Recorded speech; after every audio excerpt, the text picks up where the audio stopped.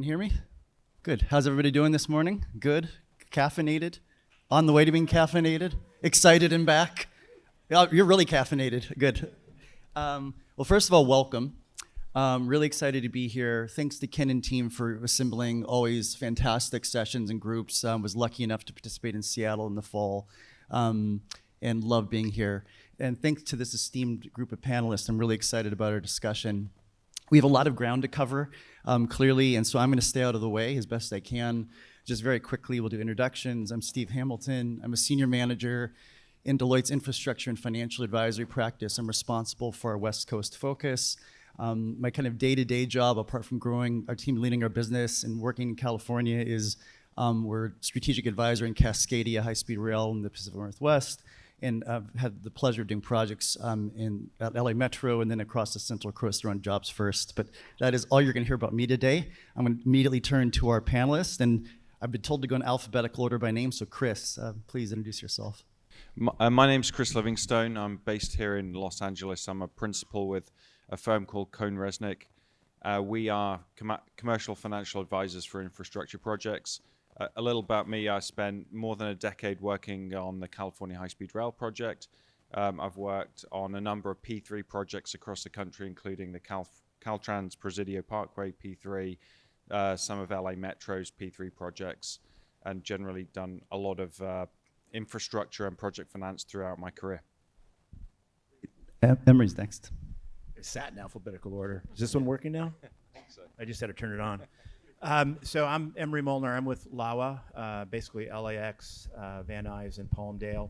I'm a deputy executive director as a part of the capital program that we're delivering. I'm specifically responsible for the airport development program, which is all airside and infrastructure improvements. Julie. Hello, Julie Owen, Senior Executive Officer, Project Management Oversight, LA Metro, in the Office of CEO. And I run the Project Controls Department at LA Metro. This is a very well-informed panel. They immediately assembled in alphabetical order. Here we go. Okay, hi. I'm Kelly Lamar, and I am Acting Deputy District Director for Program Project Management for Caltrans District 7, which is here in Los Angeles, and we cover Los Angeles and Ventura counties. And I have spent most of my career in project management, although I always considered myself a construction person, but now that I've been with Caltrans for 35 years and more than 20 of them have been in program project management, that's probably where my expertise is now. Great. So we have a wide set of owners, advisors, and so there's a lot of ground to cover. But I thought I might start with a quick quote just to contextualize the moment we're at, given Bill, Ira, the governor in California's kind of leading stance on climate and infrastructure of the future. So this is from Governor Newsom in announcing Build California, which is tracking the $180 billion over the next decade. Governor Newsom in the press release said, California is building more, faster for all, and creating thousands of good-paying jobs in the process. This goes far beyond roads and bridges. This is about investing in our communities and our families, giving opportunity to hardworking Californians, and ensuring we deliver world-class infrastructure on our climate goals. So I say it as a contextual statement. We know anytime it's California, it's billions. You don't get out of bed unless it's a billion. It's got to be at least 10, 20, 100 billion. And so what I might start is just talking about the federal environment we're in. Federal dollars coming into the state. How does that mix and match with your own funding strategies at LAWA, Metro, Caltrans? And then thinking about it from an advisor perspective, Chris, as you're advising your clients, kind of mixes of sources, uses, and funds. We're very well aware, you mentioned your experience with high-speed rail. Under FRA, they were just received about $3 billion, for example. Maybe, Chris, could you start with a global view of what you're seeing within your network of clients? And then I'd love Emery, Kelly, and Julia to speak about their own entities, kind of organization around that. Yeah, well, I mean, I think obviously everyone's very excited about the federal funding that's available now. And there's a lot of it, and it's getting widely dispersed throughout the country. But one thing I would say is that even with all this federal funding available, we still generally don't have enough money to cover the infrastructure needs of our capital programs. And that is a challenge that we're continually trying to address. I just, in the process of wrapping up a big project in Washington, D.C. for Union Station there, which is actually the only station owned by the federal government in the country. And, you know, even there, it's a challenge to find all of the dollars. If you look at the California high-speed rail system, they just got $3+ billion, but they're still not close to finding the full funding for those programs. What does that mean? That means we have to be really efficient and really smart with the way that we use our dollars. We have to look in every place for dollars. We have to think about maximizing the value of our assets. How can we make the most out of what we have? How can we drive new revenue streams? How can we monetize those revenue streams, and how can we essentially apply them to our capital programs? And that's really what I think a lot of us at this point in time are trying to do in order to get the traction into these big capital projects that we need. Emery, I turn to you. I know you're in the midst of a $30 billion capital improvement plan. Again, we don't get out of bed for $1 billion or less here. $13 billion, I think, have been spent to date. You're intimately involved in it. How does that sit alongside your capital planning and kind of where you're headed right now in terms of your department and focus? As it relates to federal funding? Federal funding, just mixing and matching. So I think everybody knows we're a self-funding agency. So everything we do, we generate our own revenue and we finance our projects through bonds. In the federal grant program, we're very active in that program. It is very competitive. We have BII, APL, TIFA, and things like that. So it does provide the avenue for us to start some projects or finish some projects. But we don't look at it as a source to actually enable our capital improvement program. Right. It's something vital, but not an enabler. Got it. Just coming down the line, and we'll come back on a few of these points. Just kind of a quick scan. Julie, I know in our conversation you mentioned you aggressively pursue these funds. Could you comment on that a little bit more? Sure. So we've been pretty lucky in that we've voted in some sales tax measures, Prop A, Prop C, Measure R, Measure M, and just between Measure R and Measure M, $160 billion of local sales tax. But in addition to that, we leverage that because whenever you seek federal funds, you have to have money to invest. So we aggressively go, our strategic financial planning office does really quite well in all of the federal programs. We have 100 different funding sources that we leverage at all kinds of levels. But I completely agree with what you're saying.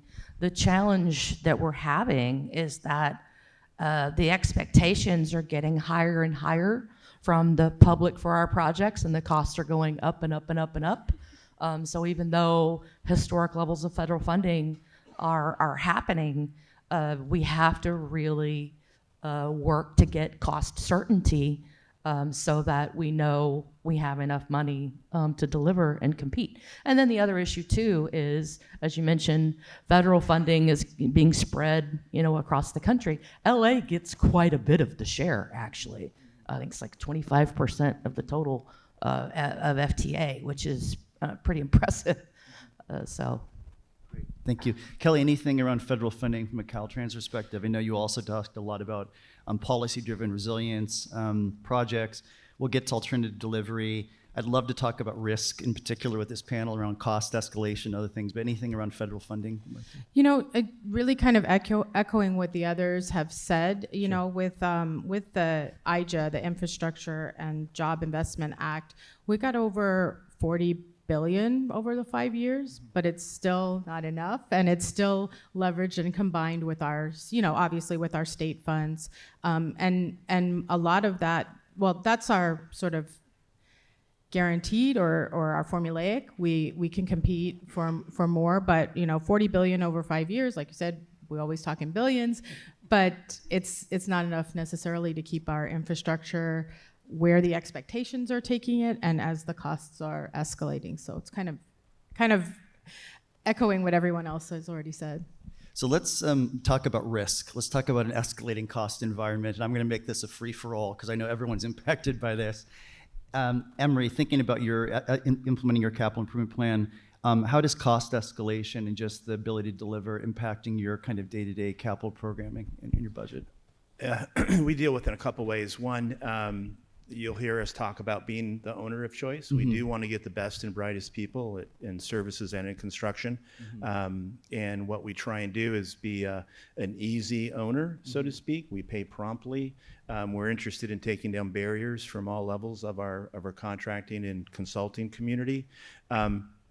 A little bit on alternate delivery. We feel we have a couple levers that we can pull now with our MATOC program and also our alternate delivery resolution that's going through the approval process right now, to where we think we can bring contractors on early, mitigate cost early, early procurement, hitting purchasing windows, and really just trying to mitigate the cost escalation and then plan for it accordingly.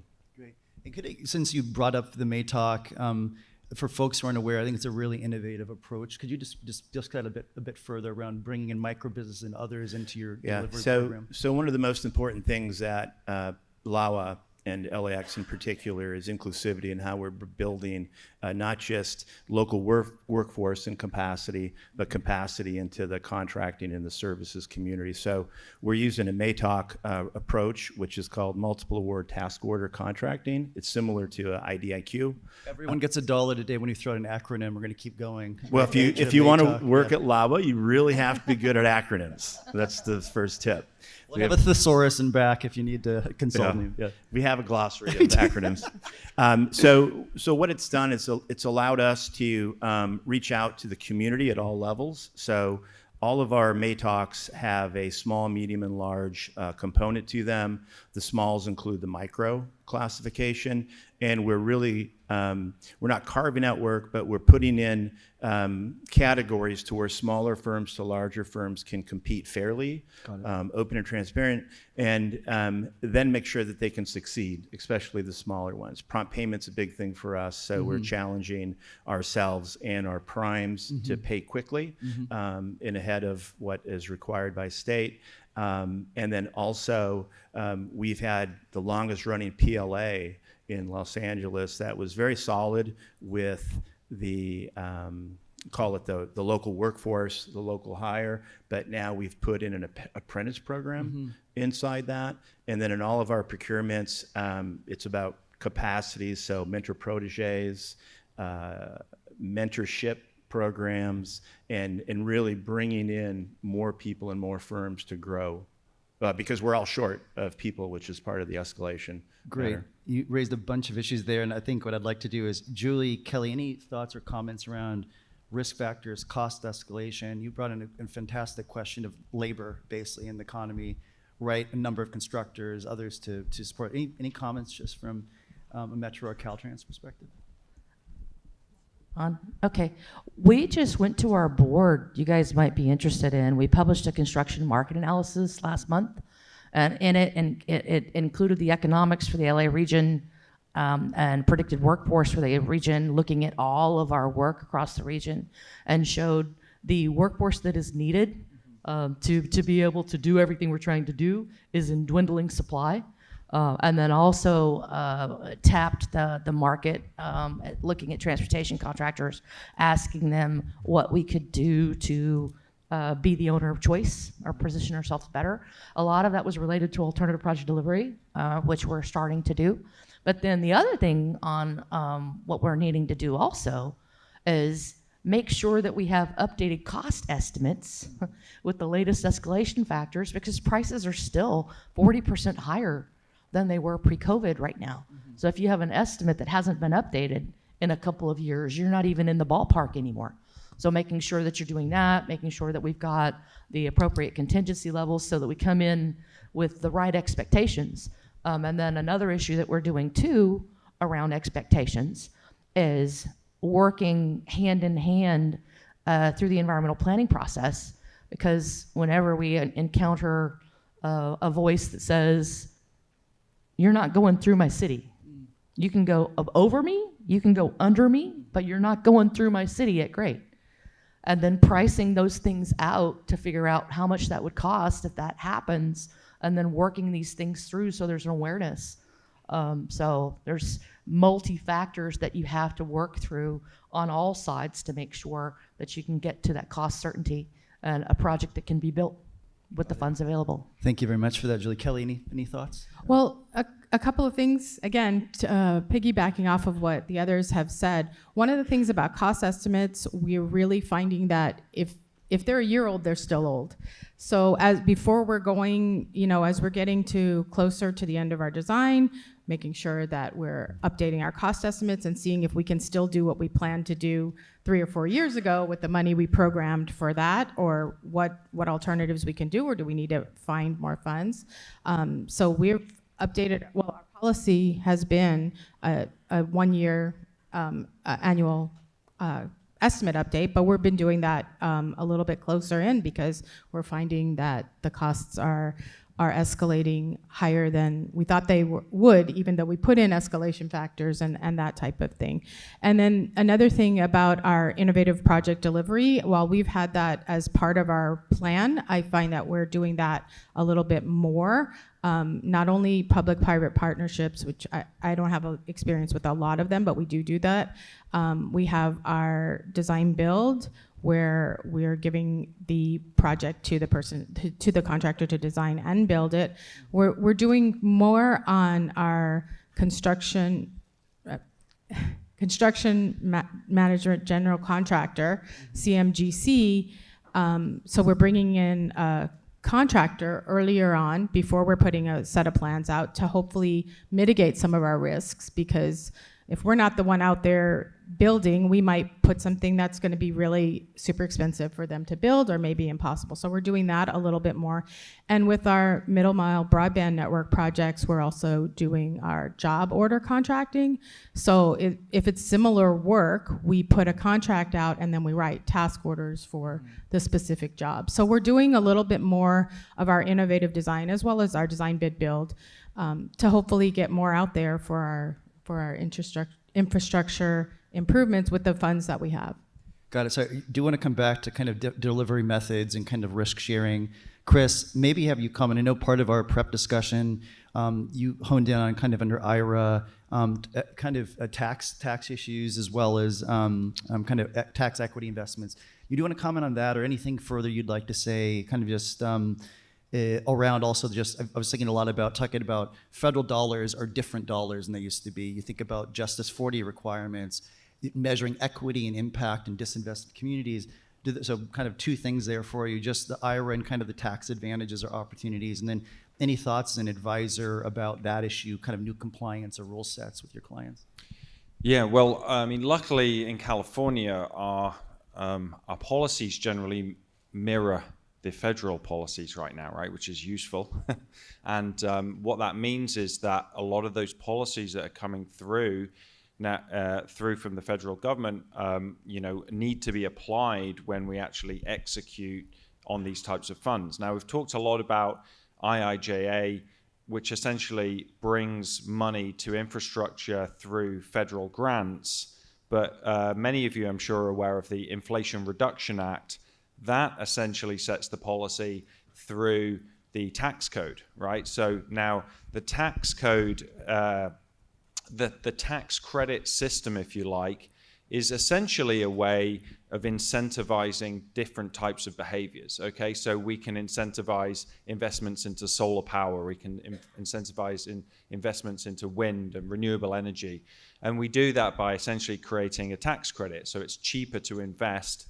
Private sector investors who invest in those can essentially get a reduction in the cost of those capital projects. Historically, that wasn't possible on the public owner side because public governments and non-profits are non-taxed, so you can't get a tax credit if you are not a taxed entity.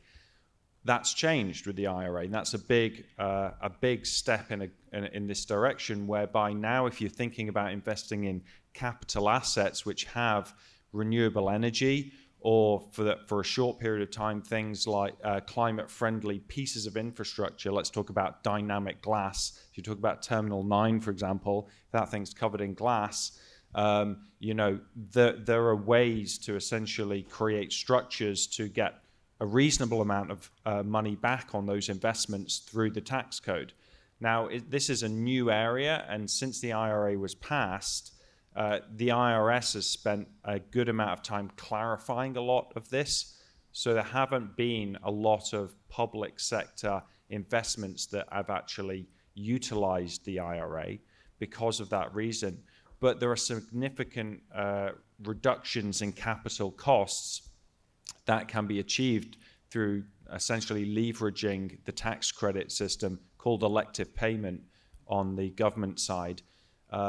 And so when you are thinking about your investments, if you're thinking about renewable energy investments, solar power, wind power, nuclear, and you're also thinking about climate-friendly pieces of infrastructure, you really need to be thinking about how do we leverage the IRA to reduce our cost of these projects.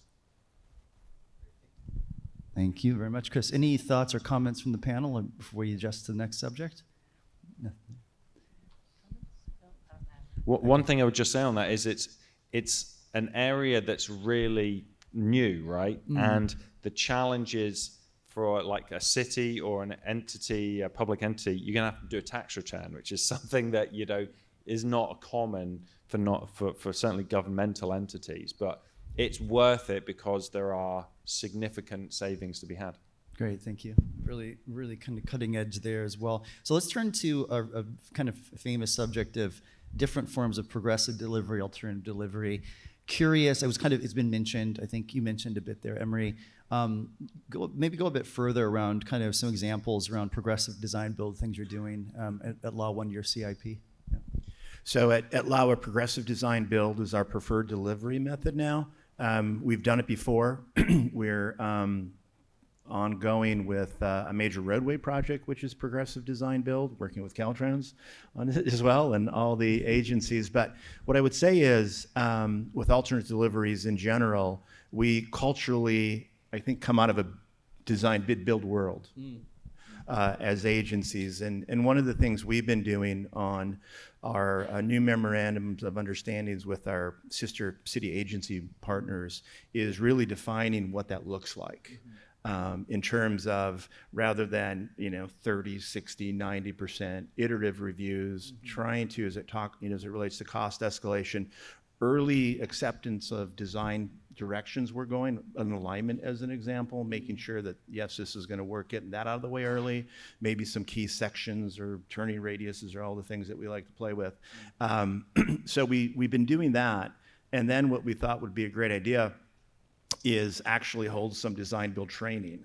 So we brought the DBIA in and sponsored a training session, like drinking out of the fire hose type session, but we had about 35 city agency people in and ran a training program with them. And it's going to take time as a group, as a team, to be a high performer in that delivery, but it is the way to go for us. We still have with our alternate deliveries, we can do P3, CMAR, every acronym you can think of. That's $2 for everybody. But we really do like progressive design build. Great. Yeah, so it would be really illogical of me not to jump to Julie, given the history of some of the P3 innovation at Metro, Office of Extraordinary Innovation. I think it's OSI now. That's another dollar. I'm going to stop there. PDA under Sepulveda, for example. Love you to comment on just kind of the agency's department's experience rather around that. Well, we pivoted. I'll start with tagging on. We pivoted to alternative project delivery 2 years ago. And that was because of another market analysis that we'd performed where the contractors were saying that our existing design build jobs that we were placing too much risk on the contractor, and they didn't like that. And we were also having cost predictability issues where there was claims at the end of the job.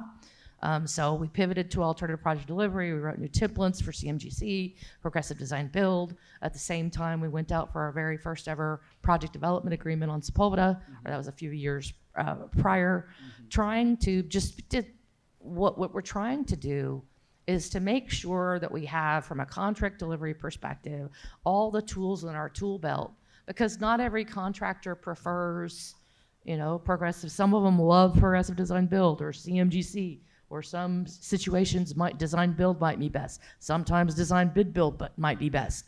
We haven't done yet, but we're looking into, following in your footsteps, job order contracting, because we might need to be doing that in some areas as well. So we're just trying to make sure that we have all those options available to us. And it is a total mind shift in some cases to move into a collaborative project delivery mindset, and to have to negotiate for that guaranteed maximum price.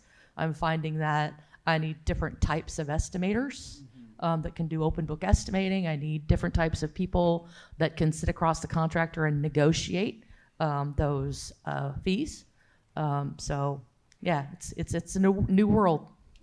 Yeah, and if I could just add, please, one Emery. area where we're still design bid build is for our runway and taxi work, just because it's the way FAA likes to do it, and we're fine with that. And we have, as you said, we have a team that just knows how to do that, and they're not comfortable with anything else. So we do our thing there, and then the other projects we like to go progressive. There's some design build. security in the idea they do that really well, given it's a runway, so keep doing it as well as possible. Oh, there we are. I was going to transition. I just had one other thing to add. When we did our construction market analysis to the board last month, there was an AGC survey for all contractors in Southern California saying who was the owner of choice. Caltrans won. So, and it was interesting because they said predictability. Standard form of contracts for all jobs, knowing, and I thought that was really fascinating, so kudos. So I just want to say, Julie, thanks for putting me out of a job as a moderator, because I was going to go to Kelly. So thank you for that. But Kelly, could you piggyback on that? I know we discussed P3. Let's bask in the halo for a second, but you also discussed P3 challenges at Caltrans. There's been a lot of really interesting work. I know, you're right at the heart and center of looking statewide at different initiatives, EV transition, infrastructure roads, road user charging, also just generally P3 opportunities and challenges. Could you comment on that a bit more from an agency perspective?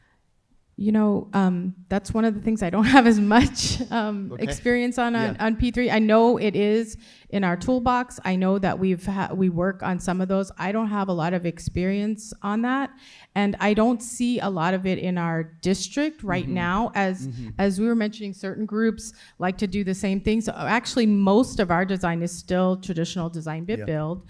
We're doing more on CMGC right now, and we're working through the kind of growing pains on that, because we're used to doing our risk management plans for our design bid build and what's going to be our risks, and what we transfer over to the contractors are a little bit different. And it's probably similar with the public-private partnerships, but I'm sorry, I don't have as much information on that to go in further details. Yeah, Chris, please. Yeah, I would just say, I think the theme we're hearing across everyone here is that, when you're talking about things like macroeconomic factors like inflation, you're talking about the contractor environment changing. This environment doesn't stay the same year to year. All of this stuff changes all of the time. When you're talking about long-term capital delivery programs, it's extremely challenging, because you're in this dynamic environment where multiple factors are changing on you year to year all the time. The funding landscape's changing all the time. So what does that mean? That means that you have to start with a risk perspective, think about what those risks are and how to mitigate those risks from the outset. Just circling back to one of our initial points on the federal funding, federal funding's great, but they don't give you more money when your costs go up, right? So what that means is, as a local owner or the owner of the project, you have to think about that very carefully, because when the costs go up, you're on the hook for paying them, right? So thinking about risk and risk mitigation and over the entirety of the project, and it's an imperfect science, or it's an art and a science, because so many of these factors are really hard to predict. The best one being COVID, right? Like, no one foresaw that coming, and it had fundamental impacts on everyone's capital programs. But thinking these things through and carefully planning them from the outset is a way to at least mitigate some of those risks. Yeah, and I think on top of that, not only are private capital providers on the other side of the table thinking through the risk they're inheriting in a very complicated macroeconomic environment, in a changing contracting environment, but then you start layering in things like, again, we said Justice 40, Buy American provisions. The Biden administration has indicated there might be fewer variances, and therefore you're talking about large capital improvements or acquisitions. You're potentially talking about re-onshoring certain assembly operations for massive equipment providers and others, just to meet those requirements. How do you comply? How do you demonstrate it? And 40% of benefits, how do you demonstrate those benefits are actually federal dollars, actually getting to the communities of need? So I just think it's a really complicated environment. So maybe, Ken, how are we doing on time here? Are we? 1 minute. Okay, good. We got 1 minute. So with 1 minute, I want everyone to whip out their crystal balls. We're in a moment of profound change and opportunity. I'll just go right down actually, I'm going to go reverse order here. Kelly, hopes and aspirations over the next few years for Caltrans, for California in this environment. Well, we have kind of our core 4 items that we're work towards every day. Safety is number 1. I think Tasha talked about it, and everybody knows safety is number 1. We also have equity, that we're trying to make sure that our transportation systems are equitable. We're also working on climate action. I know we didn't get a chance to talk about that much here, but some of our new performance measures that we're looking at are for preparing for climate action. And then livable communities for all. So that's our overarching, that's our aspirations with our infrastructure, and hopefully we can get to the expectations with the funding we have. It's never enough funding. Julie? The big thing for us is making sure that we can deliver on our promises to the community. So, continuing to deliver this program. I know yesterday we approved at our board a $7 billion transit program coming from Artesia up to Slauson for the Southeast Gateway line, final environmental document. So full speed ahead on that project, and trying to make sure to, because one of the big risks that we have is workforce. When all of us are competing for the same market, how do we end at a time when you look at, project labor agreements and craft labor and the amount of people that are retiring and then people that are not entering the workforce, and how do we have those workforce programs and partner with our unions to increase, the number of apprentices that are allowed into the program, so that we can then pulling people from outside of the region, partnering with community colleges so we can develop more folks in the trades. So these are lots of things. And then we've also passed, from a small business perspective, a 48 by 28 initiative, so that by 2028 we'll have 48% small business. Because quite frankly, as you mentioned, it's because of all the economic activity in the LA region that's going to continue. We have to have a pathway for small business, medium business, all of that has to be working together, and we need to make sure that we can get these people into the pipeline and that we're trained in order to deliver, because I'm with Tasha and Casey looking forward to the Olympics and what we can do as a region when all of the world's eyes will be on LA. And they're thinking they're going to be using public transportation, to get around. So we've got to get it done. Emery? 3 things. 1, unseat Kelly and Caltrans as the owner of choice. I think that's number 1. We're recording this, right? But seriously, really building the community, around LAX and the city of LA, and making sure that our projects and the people who are doing the projects look like the community. That's very important for us at all different levels. And then, in addition to LA 28 that's coming up, we have a little thing called FIFA coming up in 26. And we just want to make sure that LAX in particular and Van Nuys put the best foot forward to the world, as we like to say, and to Mayor Bass. We started working with Metro, and we're excited about that. We want to work more with LA 28 and really make sure that LAX is plugged in to make sure we're connected from that land to air interface. And opening Airport Metro Connector this year. So There we go. Seamless journey experience. And then Chris. Well, I mean, I think that California in general is a very dynamic state in terms of getting its infrastructure done, but the size of the state, the size of the population means these projects are enormous, right? So if we look at things like California High-Speed Rail, that is the most advanced project for high-speed rail in this country, and it's significantly more advanced than anywhere else. But the challenges are really, really big. But that doesn't mean we should not do them. It means that we really just need to maximize, like I say, the opportunities that we have in front of us. It means that we need to make the most of the revenue streams and the assets, and we need to really think very carefully about risk and project delivery when we're delivering these things, so we can deliver all of this infrastructure that we really, really need to create this dynamic economy going into the rest of this century.